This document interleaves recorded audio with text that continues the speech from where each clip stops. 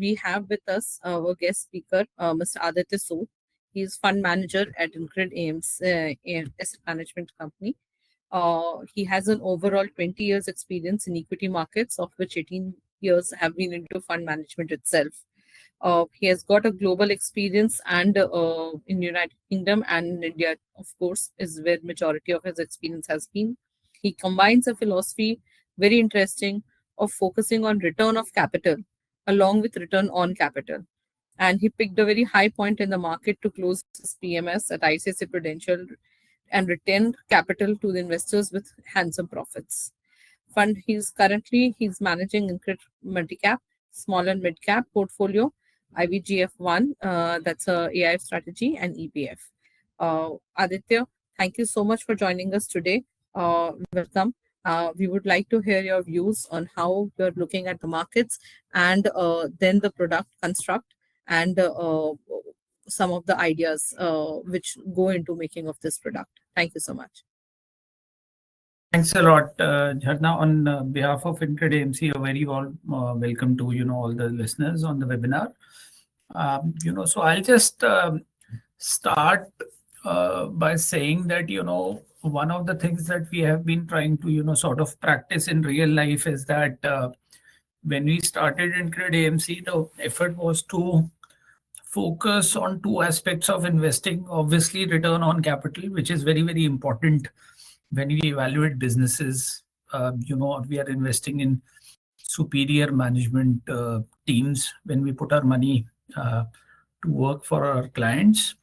But return of capital is equally important. And, very recently, I got this privilege for the second time in July of 2024 to return capital after returning capital in 2018 in the AIF format.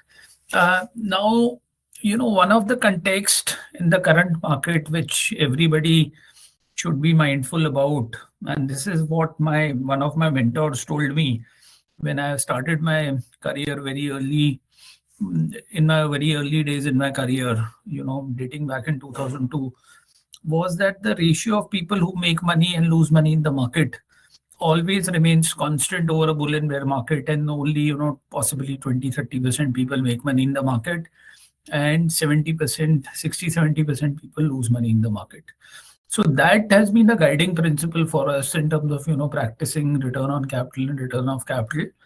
Now, once we look at this construct of the market over last 4 or 5 years, I think so next 2-3 years are going to be very, very different from what we saw post-COVID, essentially, in the markets. And what we have, my experience tells me is that over last 3 bull markets that I've been part of, the first bull market that I witnessed in India was from extreme pessimism in 2001 to 2007. And that was a bull market wherein the emerging markets did very well as an asset class. The second bull market has been from 2014 to 18, wherein obviously, small caps did very, very well. And the third bull market was, post-COVID. Now, one of the things which is worth highlighting is that what we have seen in last 4 years transpiring, essentially, and this is a very, very simple way to think about markets today. And I would say that, investing is very, very easy in the hindsight. If you look at the long-term trendline data of earnings growth in India, and you look at the 10-year data, what you'll find is that the earnings growth number possibly matches with the nominal GDP growth number in this country, which is, more like a 12% sort of a number.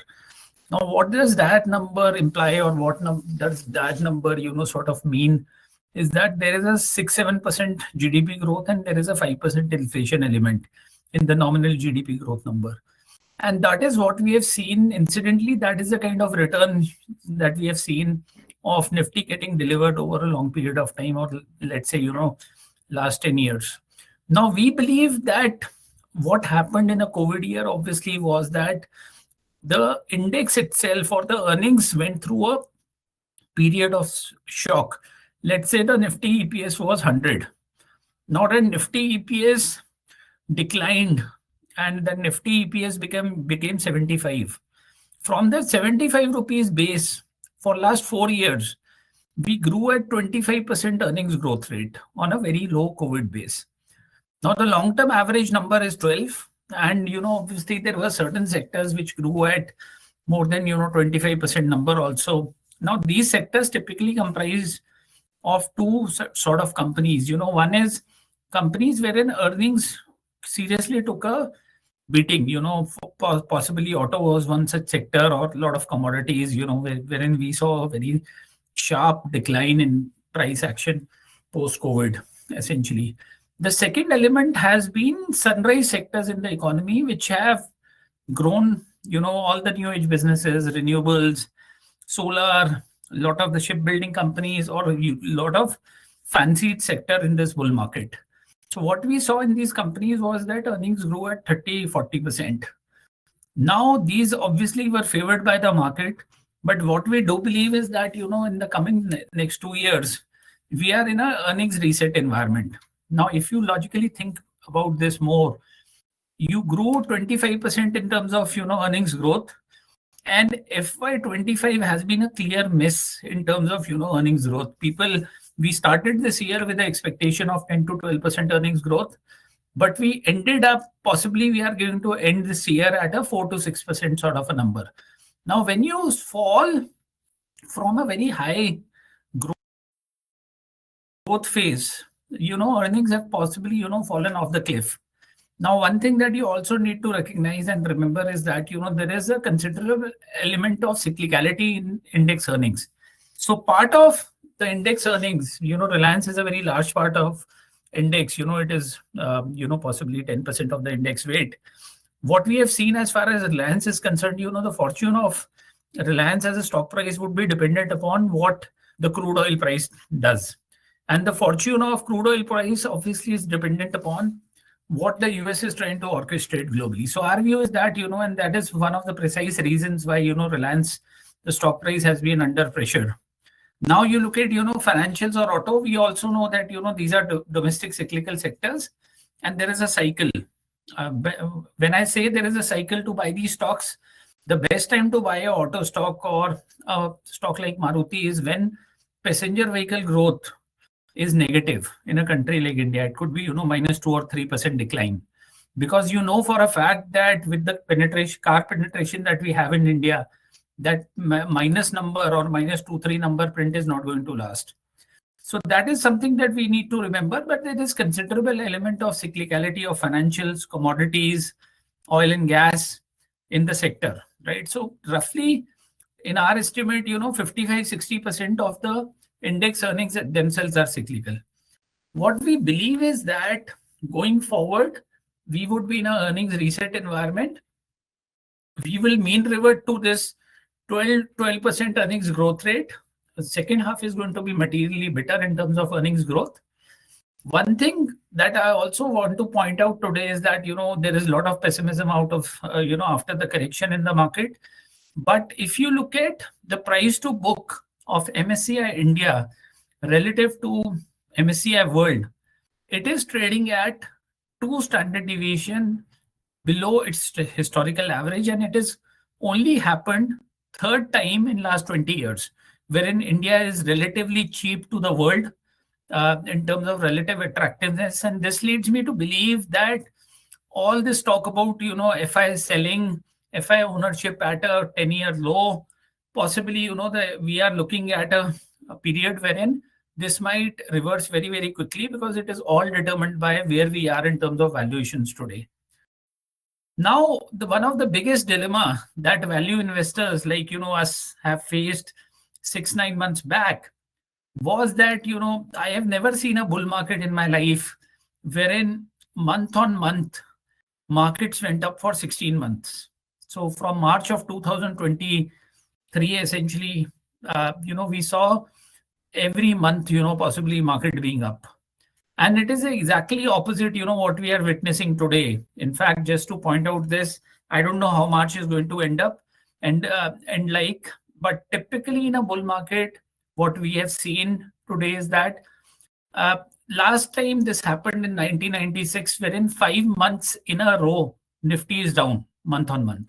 So we believe that the odds are in favor of a pullback rally of some sort. Obviously, we have started to see some sort of that pullback rally happening at this juncture. The biggest dilemma that we faced was that how do we find value stocks in a market like this, right? So if I'm a dividend yield investor, let's say 6 months back, there was nothing that would qualify to be a part of the portfolio, wherein I would have, screen companies on a 5% or a 10% dividend yield. But today, if you look at, companies like oil and gas companies, which are the marketing companies, IOC, BP, HP, you can find dividend yields in excess of 8 to 10%. You can find a Vedanta at a 11% dividend yield. So my view is that irrespective of the style of investment that you follow as an investor, whether it is contrarian, it is value, or it is growth at a reasonable price, you can position your portfolio. We also have started to believe that there are certain areas wherein risk to reward has now become, very, very attractive, and it has become asymmetric. And I'll just highlight, why do we believe so?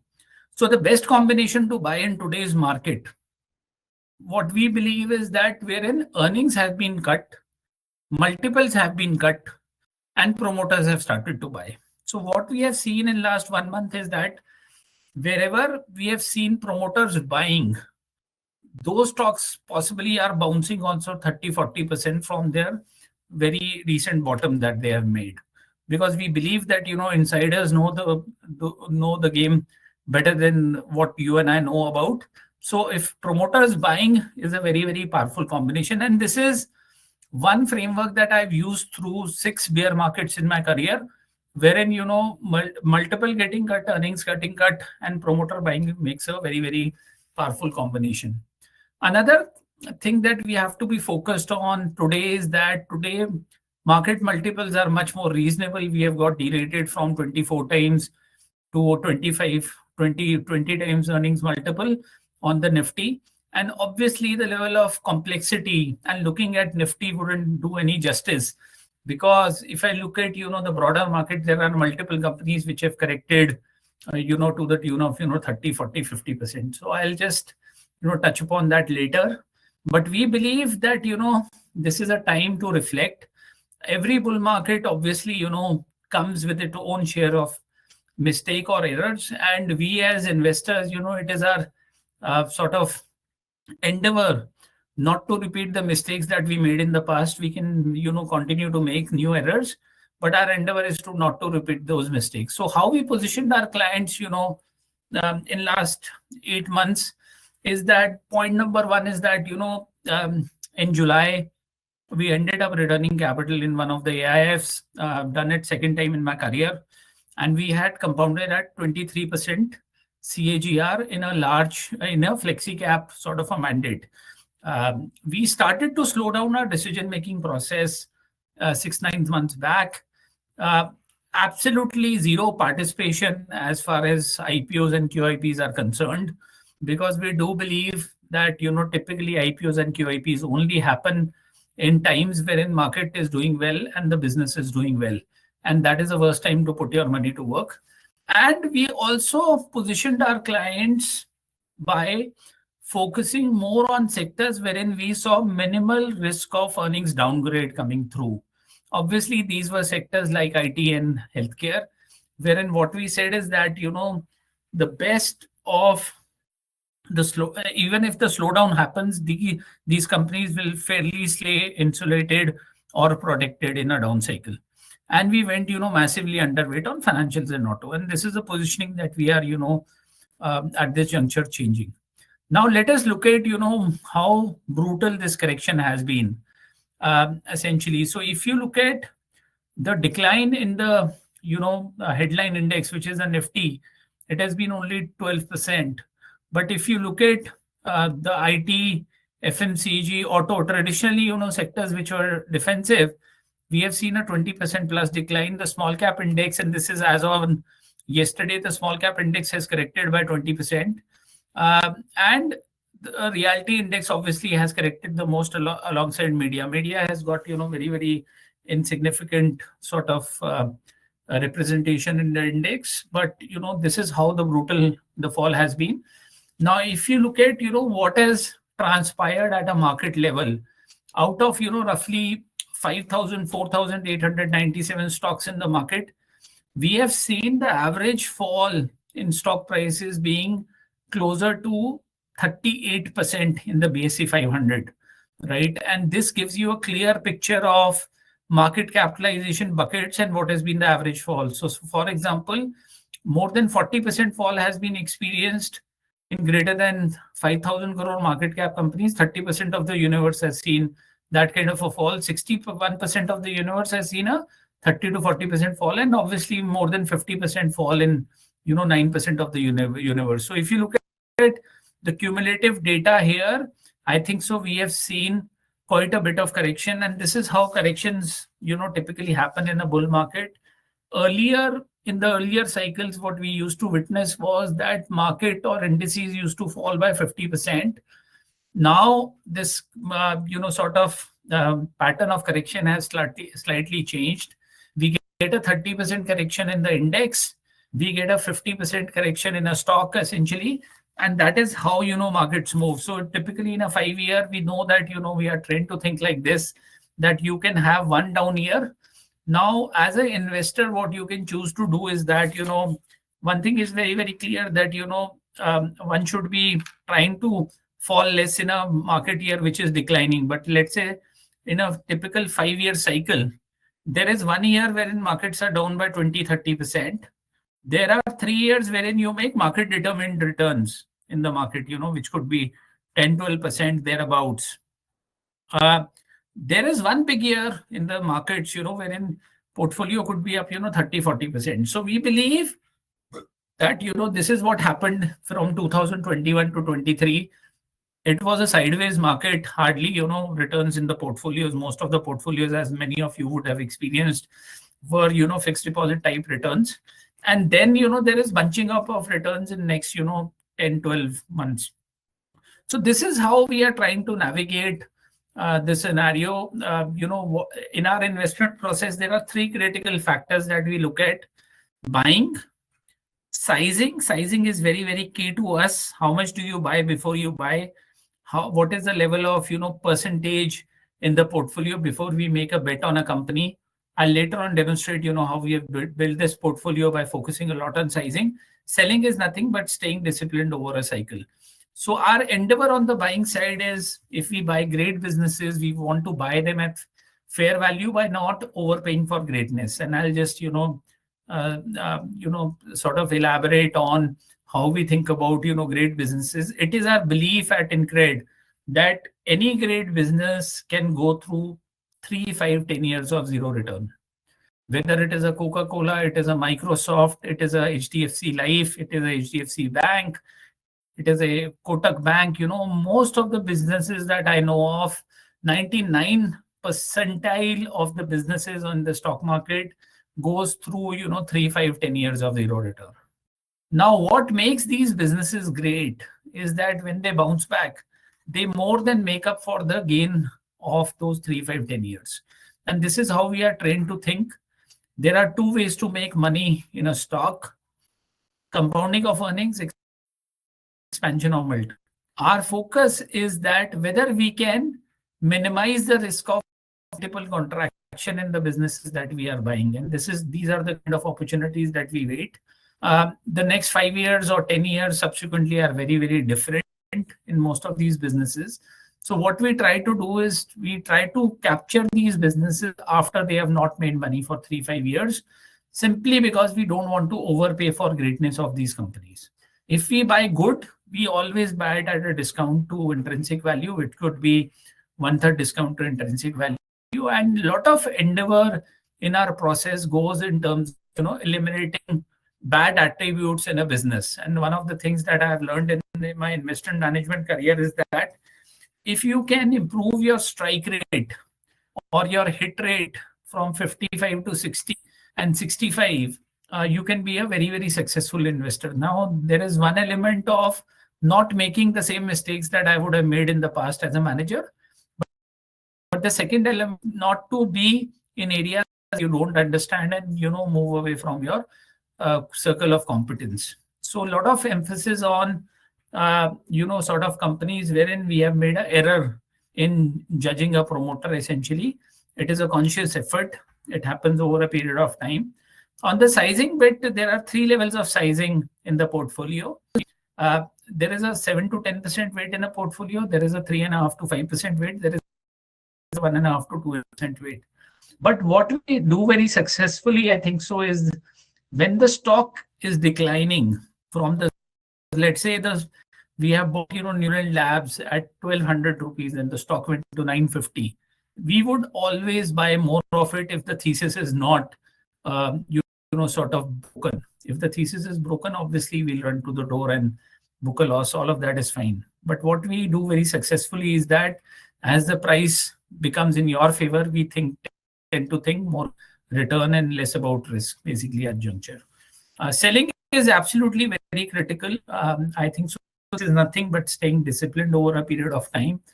And we have demonstrated it to people that, possibly the art of fund management comprises 50% of this process is focused on sizing and selling as opposed to, only thinking about buying critically. Now, there are times wherein, the risk to reward is more tilted towards risk and less about reward. That is a time wherein we sell call on a particular stock, or, we don't blink an eye in terms of, guiding our investors in the right fashion, that this is the time not to allocate to equities.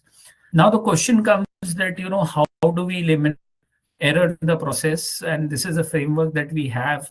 The framework is divided into quantitative and qualitative parameters. In sum and substance, what we are trying to do here is that we'll buy great businesses by not overpaying for greatness. We are happy to buy good at a discount, but more importantly, eliminate the bad attributes in a business. And this framework captures ROIC versus WACC, capital structure, cash flow adequacy, covenants, and growth. Lot of our companies go through a headwind in a business year or in a business cycle, but they would be gaining market share in a headwind year. And this is how we benchmark greatness. We, obviously have a fair bit of tab on whether the company has a competitive advantage, whether it is a wide moat or a narrow moat company. Pricing, how is the character of management is absolutely very, very important to us, because it helps us to, when the business environment is not in favor, characters helps us to hold that company in a down cycle.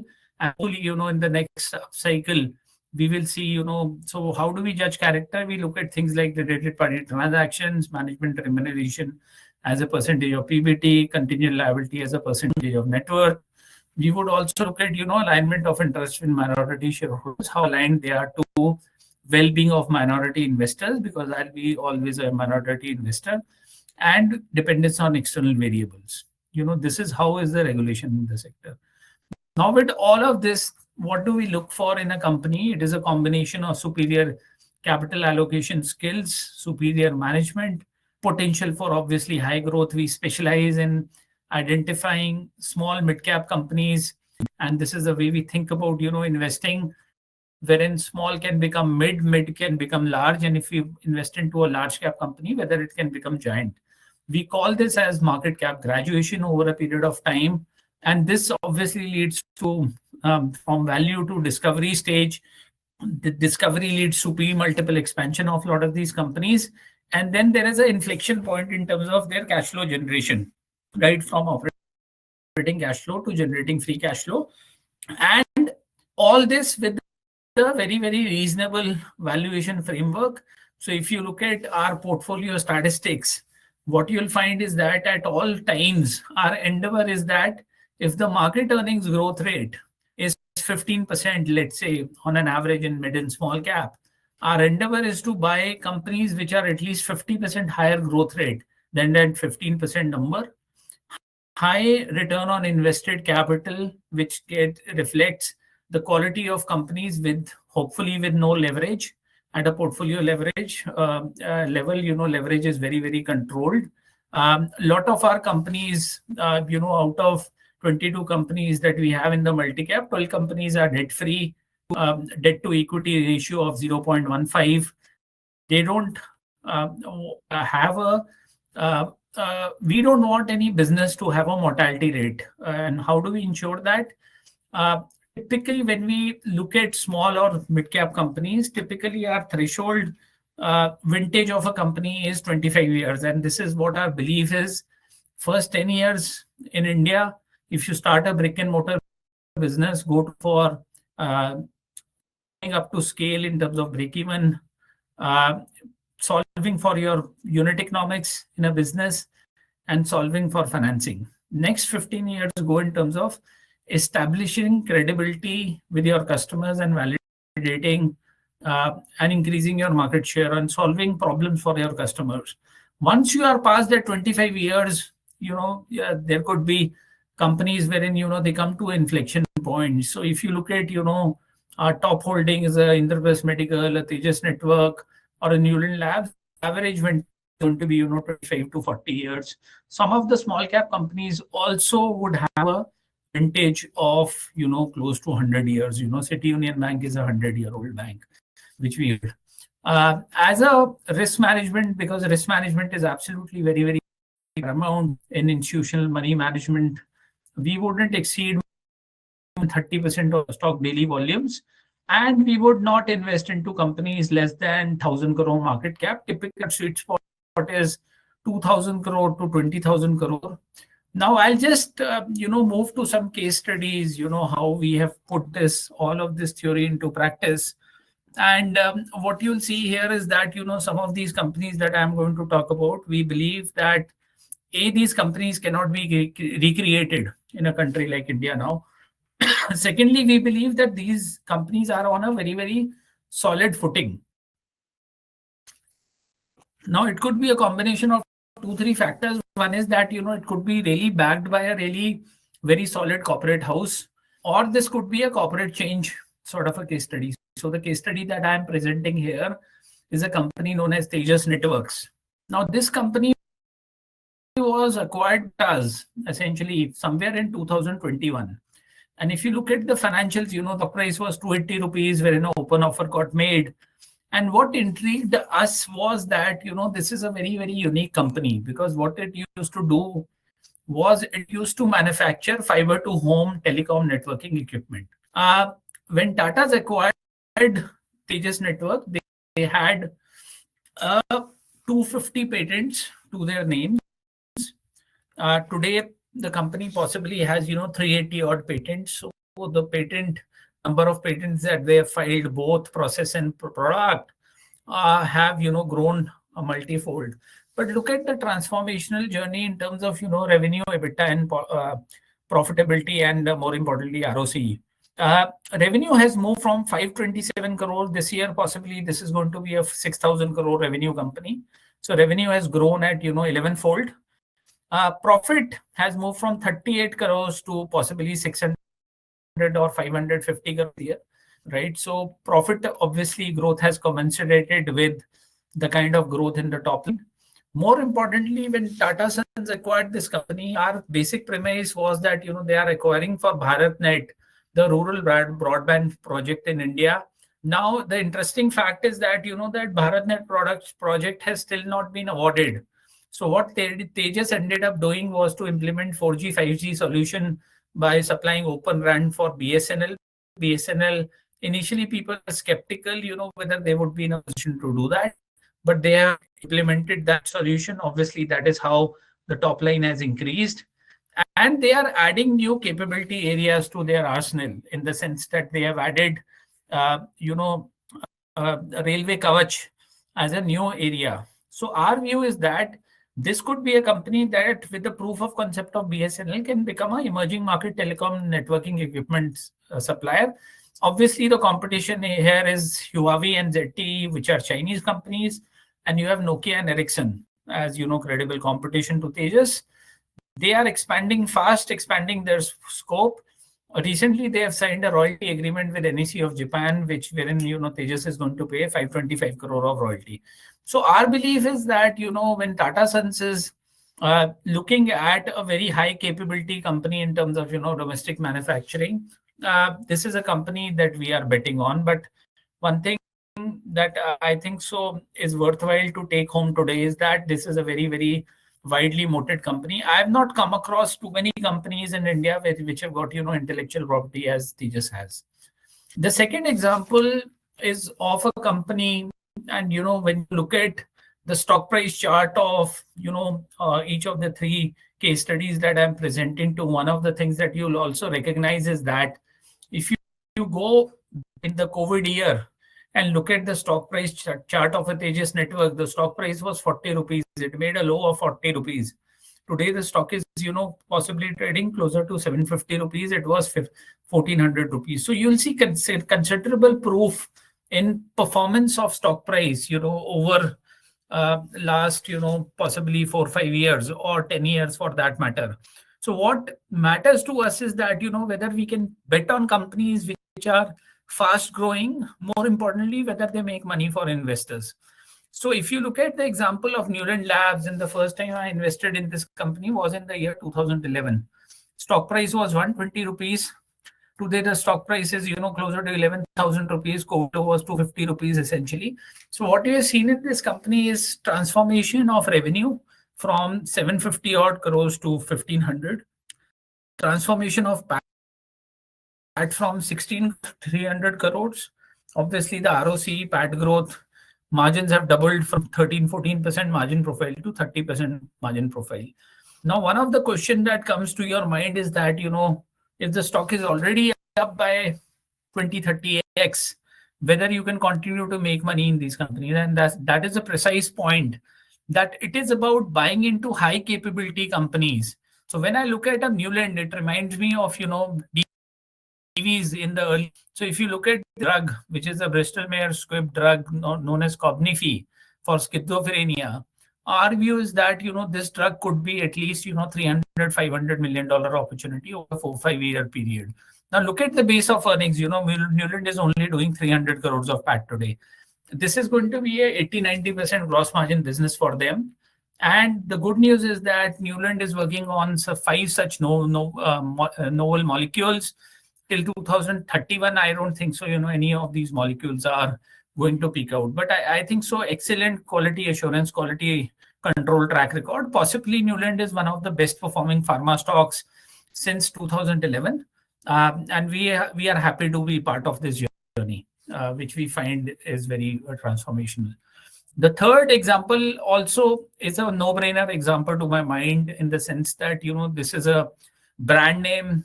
This is a subsidiary of Apollo Hospital known as Interpress Medical. This is Apollo Hospital in Delhi, in Sarita Vihar. Our view is that, possibly when we bought the company, we bought it here, the stock price was languishing at 160 rupees. How it got flagged was the largest holder in this company was a institution known as HDFC Limited. Being a DFI, they would have funded this alongside, Delhi government in the early days in 1988. Excellent reputation, 70,000 rupees average revenue per occupied bed, which is amongst the top 3 revenue hospitals on a per bed basis. We could already see, significant proof of, possibly EBITDA margins moving from, 10% to 13%. Now the margins are trending, closer to 17-18%. More importantly, this is the highest ROC hospital in the world. And the reason why it is the highest ROC hospital in the world, because land has been given on lease by the Delhi government.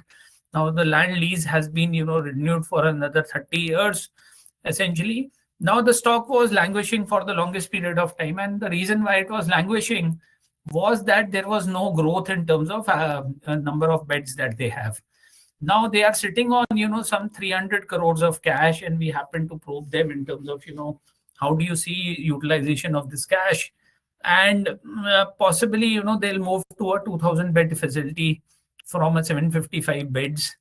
Our view is that, from a 170 crore PAT that they'll deliver this year, possibly PAT can, grow threefold over the next 5 to 7 years. Now, the key here is that highest ROCE, but the lowest multiple in the sector. The stock is today trading at half of the sector average in terms of EBITDA or PE. And what we believe is that, the earnings growth is ahead of you, behind you. So these are some of the interesting opportunities that I wanted to highlight. Another thing that I would also highlight as a part of our performance, and this is what you'll see. I think so. It is a question of how do you outperform the index over a period of time, whether you can do that sensibly by not exposing your clients to too much risk, and more importantly, whether you are true to the mandate. So if you look at our performance in terms of what has contributed to our performance, what you'll also find is that we have had consistent alpha generation over the years. But what you'll also find is that you wouldn't find any fad stocks being part of the portfolio. It is not that we ended up making money in a shipbuilder, or a solar power stock which has gone up by 20x in this cycle, and we got that stock, right? So what we do typically is that we focus on 6 sectors as a core part of our core strategy: healthcare, consumer technology, and telecom. We believe that the technology, telecom, and healthcare, India is the technology and the healthcare capital of the world. Next 10 years, we'll emerge as a very, very credible destination to get patients treated globally. I think so. Most of the medical procedures are at one fifth or 1/7 the cost, and we want to do it with a lot of predictability. Sometimes we resort to this model of betting on companies. So only 2 kind of companies go in the portfolio. If we see a 3 to 5x over a 5 to 7 year period, that is possibly Tejas, Newland, and Indraprastha Medical to us. These are the companies that we have seized. Or where there is extreme headwind in a sector. Today, that headwind is very, very pronounced in a microfinance sector in a company like Arman Financial. And this is what I highlighted, that these are times wherein multiple has got cut, earnings has got cut, and if promoter is buying, we are happy to join the bandwagon, essentially. So these are the 3 sectors. 60% of the portfolio is focused upon healthcare, consumer, and technology, telecom. Auto and financial are 2 other domestic cyclical sectors that we have. At this juncture, after the fall, we want to be fully invested into the markets, because we believe that the most of the pain, majority of the pain is behind you. And the 6th sector we focus on is manufacturing, which is slightly broad based. So I'll just take a pause here.